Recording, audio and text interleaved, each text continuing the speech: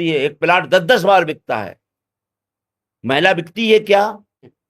वो सिंदूर नहीं लगाती हैं, तो क्या खाली प्लाट है क्या? ये बागेश्वर धाम जी का चिट्ठा है। बागेश्वर धाम जो बागेश्वर कहलाता, वो कोई हनुमान जी का मंदिर नहीं है, पहली बात बता देना चाहता हूं।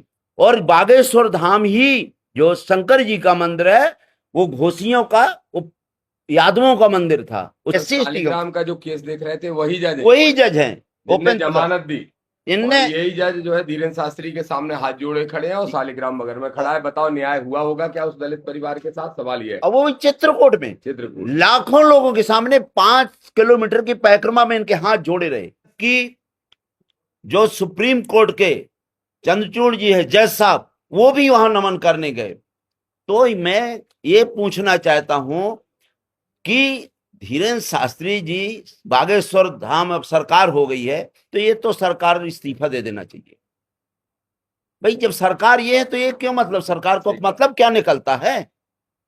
जब बाबा ही सरकार है, अभी तक तो हम पहले नहीं सुना करते थे, हम जब पैदा थे कोई सरकार नहीं होती थी, इलेक्टेड सरकार होती थी, आश्रम हुआ करते थे बाबाओं के, हम लोग ढूंढने जाया करते थे कि कहाँ है महाराज, उनके पैर पड़ने, उनको खाना, वो खाना वाना नहीं लेते थे। लेकिन आज बाबाओं की भरमार है, स्कूल बंद हो रहे हैं, अस्पताल बंद हो रहे हैं, और इनकी दुकानें चल रही हैं पाखंडवाद की, और आस्था के नाम पर बहन बेटियों की इज्जत लूटी जा रही है। और ये मैं इसलिए कह रहा हूं कि वो कहते हैं धीरेन्द्र शास्त्री जी कि भाई कोई महिला जो जाती है, अगर महिला जो उसके सिंदूर लगा है तो उसकी प्लाट की रजिस्ट्री हो गई है, और जो महिला सिंदूर नहीं लगाए वो खाली प्लाट है। मैं आपके माध्यम से बता देना चाहता हूं, क्या ये बताइए, महिला कोई जमीन है क्या? जमीन 10-10 बार बिकती है, एक प्लाट 10-10 बार बिकता है। महिला बिकती है क्या?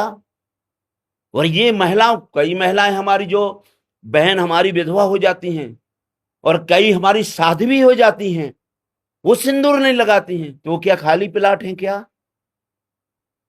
तो मेरा निवेदन ये है, थोड़ी चीज के लिए मैं इसलिए बता रहा हूं, जो सिंदूर कहते हैं, तो मंगलसूत्र इनके यहाँ हजारों सूत्र चले गए, मंगलसूत्र चोरी गए। ये बागेश्वर धाम जी का चिट्ठा है। बागेश्वर धाम जो बागेश्वर कहलाता, वो कोई हनुमान जी का मंदिर नहीं है, पहली बात बता देना चाहता हूँ। ये शंकर जी के मंदिर को, बागेश्वर शंकर जी के मंदिर को कहा जा रहा है। बागेश्वर शंकर जी को शंकर जी का ही मंदिर है। बगल में हनुमान जी की एक छोटी मूर्ति थी, पूरे गांव से आप पूछ सकते हैं। और बागेश्वर धाम ही जो शंकर जी का मंदिर है, वो घोषियों का, वो यादवों का मंदिर था। उसके लिए मैं 10-15 दिन अनशन बैठा कलेक्ट्रेट के अंदर कि भाई इनकी जमीन, तो किसी तरह से उनको उन्होंने पटा वटा कर जमीन उनकी ले ली और मंदिर में कब्जा कर लिया। पहले घोषी ही उसकी पूजा करते थे, ये एक साधारण से उसमें रहते थे, पन्नी तान करके, इनके कुछ नहीं था, शासकीय मकान में। अब तो बड़ी बड़ी बिल्डिंग हो गई। तो मैं आपको कुछ बिल्डिंग इसलिए बता देना चाहता हूँ, मेरे पास सबूत हैं, और सबूत पूरी चीज में देना चाहता हूँ। ऐसा नहीं है कि भाई पहला धीरेन्द्र शास्त्री जी ने जो घटना घटी, क्या है, एक दलित समाज के लड़की की शादी वो सामूहिक विवाह में नहीं करना चाहता था। वो क्यों नहीं करना चाहता था कि साहब आपके यहाँ बहुत अत्याचार होता है, मैं अपनी बेटी की शादी अन्यायियों के यहाँ नहीं करूंगा।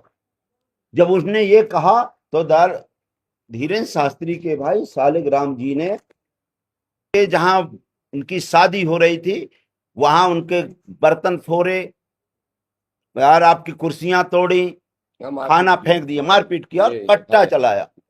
FIR है, कट्टा चलाया उन्होंने, कट्टा, और कट्टा को उन्होंने टॉर्च बनाया। अब जब कट्टा चला दिया तो आप ये मानिए 11 तारीख को घटना है, 20 फरवरी को 9 दिन बाद प्रकरण कायम हुआ। इसके बाद उसका 4 महीने बाद आरोप पत्र जारी हुए, मतलब आरोपी के नाम बताए गए, और इस तरह से 1 साल के अंदर उन्होंने पूरा कर दिया। क्यों कर दिया? कि ये विशेष न्यायाधीश है उपेंद्र प्रताप सिंह जी, ये विशेष न्यायाधीश जी हैं, जो ये हाथ जोड़े खड़े हुए हैं। कहाँ? चित्रकूट में। ये चित्रकूट में हाथ जोड़े खड़े हुए हैं, और उसी वीडियो में शालिग्राम जी हैं। जब जज ही जो SC ST के जज हैं, किसी के नहीं, SC ST शालिग्राम का जो केस देख रहे थे वही जज हैं, ओपन जमानत दी। इनने और यही जज जो है धीरेन्द्र शास्त्री के सामने हाथ जोड़े खड़े हैं और शालिग्राम नगर में खड़ा है। बताओ न्याय हुआ होगा क्या उस दलित परिवार के साथ? सवाल ये है। अब वो भी चित्रकूट में चित्रकूट लाखों लोगों के सामने 5 किलोमीटर की परिक्रमा में इनके हाथ जोड़े रहे।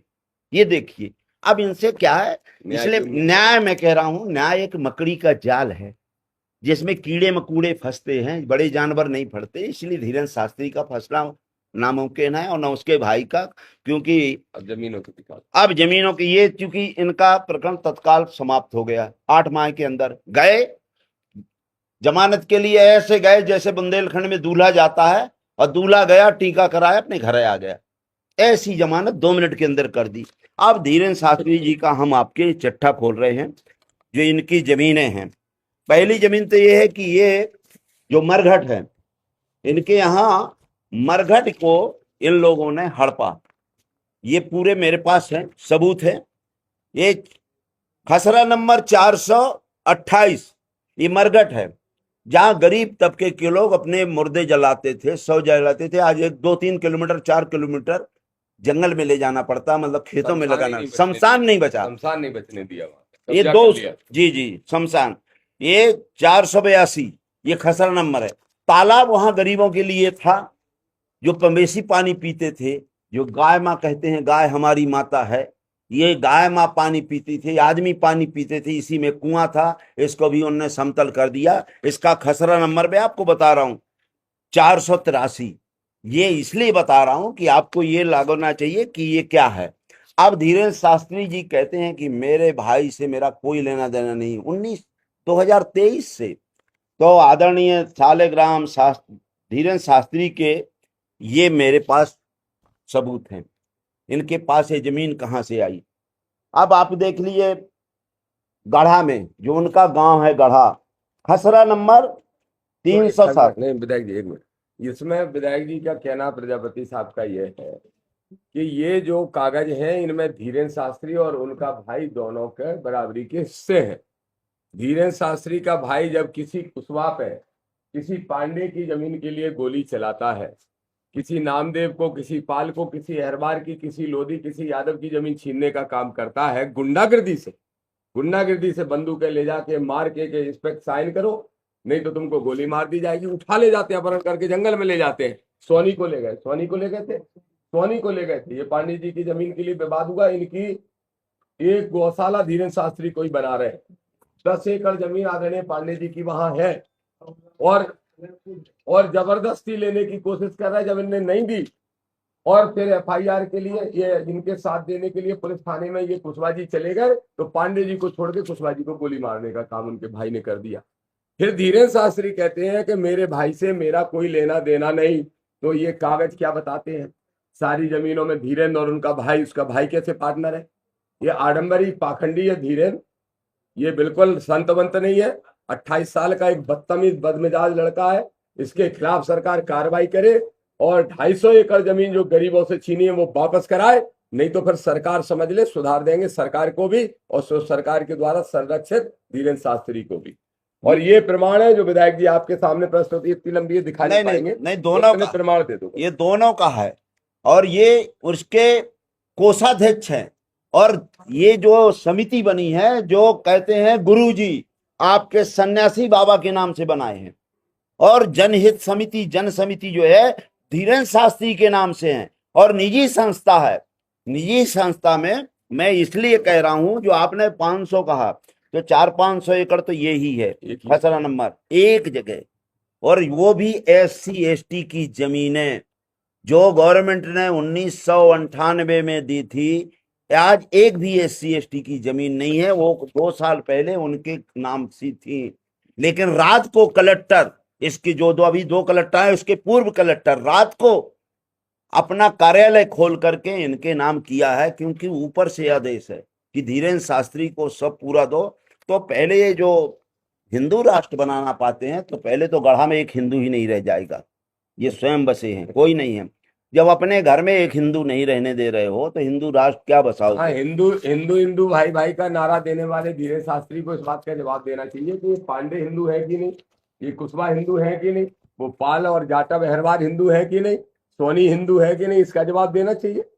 हिंदू भाई भाई जात पात की करो विदाई और सबकी जमीन हमारे भाई ने मिलके खाई। ये है उसका असली चेहरा, असली सच।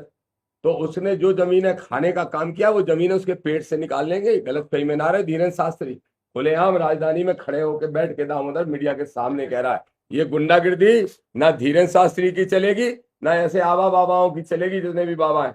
आरडी प्रजापति ने तो कफन बांध ही रखा था, दामोदर ने भी बांध रखा है, और ठीक करेंगे इनको। और ये हमारे जिला पंचायत सदस्य आए, इनको हमने जिम्मेदारी दी है, वहां पे हम बड़ा आंदोलन करने के लिए जा रहे हैं। इतना बड़ा आंदोलन होगा कि ये सरकार नहीं संभाल पाएगी। इसलिए सरकार को चेतावनी देने के लिए आपके माध्यम से अभी मुख्यमंत्री और राज्यपाल महोदय दोनों से समय मांगा है, उनको इस सामने भी ये सब प्रमाण प्रस्तुत करने वाले। इसको बता दीजिए, 1 मिनट बता दीजिए। एक और जल्दी, एक ये